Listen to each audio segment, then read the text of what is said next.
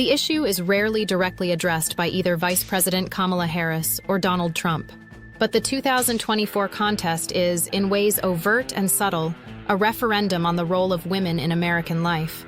A recent poll showed Vice President Kamala Harris with an advantage of 16 percentage points with likely female voters, while Donald J. Trump has an 11-point advantage with likely male voters. With less than 2 weeks left before Election Day, a big question is looming over the campaign for the White House. And it has nothing to do with the economy or the barrage of attacks between former President Donald J. Trump and Vice President Kamala Harris over judgment, character, and mental fitness. It is gender. The issue is rarely directly addressed by either of the candidates. Yet the matter of Ms. Harris's gender and her potential to make history as the country's first female president is defining the campaign, creating a contest that is, in ways overt and subtle, a referendum on the role of women in American life. Pro-Harris stickers plastered on bathroom stalls offer reminders, woman to woman, that their vote is private. Trump aides use sexualized epithets to deride liberal men as weak and effeminate. In poll after poll, a difference in voting patterns based on gender pervades every demographic group. And in quiet conversations, some female Harris supporters can't shake the uneasy feeling that men in their lives are struggling to support a woman, especially a Black and South Asian woman, even if they don't want to admit it. If she were a man, would this race be this close? Governor Janet Mills of Maine asked a clutch of Democratic women after campaigning for Ms. Harris in suburban Pittsburgh. Joyce Reynoso, one of those women, shot back, "Oh, she would have won 3 weeks ago."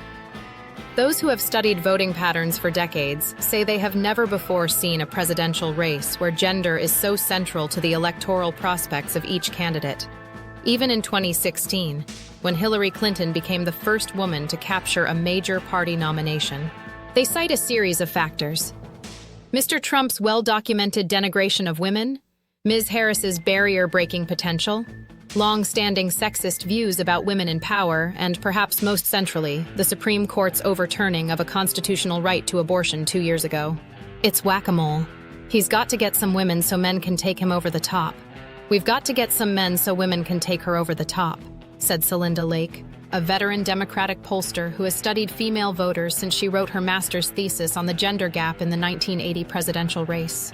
It's exactly the same formula, just mirror image. A survey conducted by the New York Times and Siena College this month shows that the gender gap has widened as women maintain their years-long support for Democrats and men move toward Mr. Trump. Ms. Harris has an advantage of 16 percentage points with likely female voters, while Mr. Trump has an 11-point advantage with likely male voters. Much of the gender divide is driven by the youngest generation of voters. The poll shows that 69% of women ages 18 to 29 favor Ms. Harris, compared with 45% of young men, a difference that far exceeds that in any older generation of voters. Democrats believe Ms. Harris is facing a deep-rooted strain of sexism that looks different from the attacks of the past, when female leaders were openly questioned on the basis of their gender and described in classic tropes of being either too aggressive or too emotional, and sometimes both.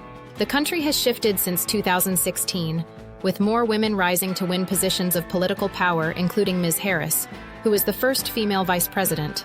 But in contrast to 2016, when liberals reveled in the prospect of the first female president, anxious Democrats now have little doubt about the persistent power of sexism in the minds of some voters.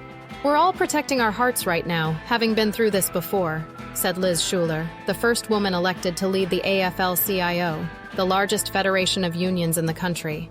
"We've come further, even since 2020, with women leading in ways we've never seen before. To not be able to cross that ultimate threshold of the highest position of power in the world would be a sucker punch."